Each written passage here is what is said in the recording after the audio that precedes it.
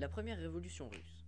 Les défaites militaires, les mauvaises conditions de vie, hausse des prix, conditions de vie liées à la guerre, chômage, accentuées par une économie essentielle agricole, entraînent la disette, le mécontentement du peuple. Ainsi, des grèves éclatent en février 1917, amenant le tsar Nicolas II à abdiquer en octobre 1917.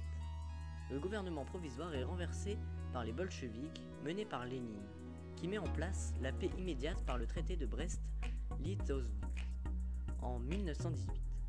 Le retour des terres aux paysans et la révolution communisme. Une Europe affaiblie et déstabilisée. On dénombre environ 9 à 10 millions de morts, 20 millions de blessés, dont 6 à 8 millions de mutilés, les gueules cassées, dont 5 à 10 millions sont en civil.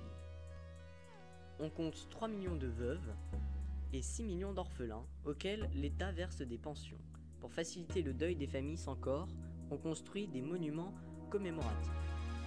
De ce fait, la France doit faire face au vieillissement de sa population, à la reconstruction du pays et à des emprunts qu'elle doit rembourser. Une Europe pacifiée. Le 28 juin 1919, les vainqueurs de la guerre se réunissent à Versailles pour signer un traité de paix.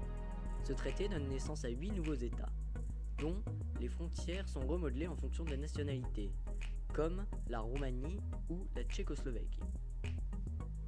De plus, ce traité déclare l'Allemagne comme seule responsable. Désarmement, pays occupé, paiement d'indemnités, retrait de territoire comme l'Alsace.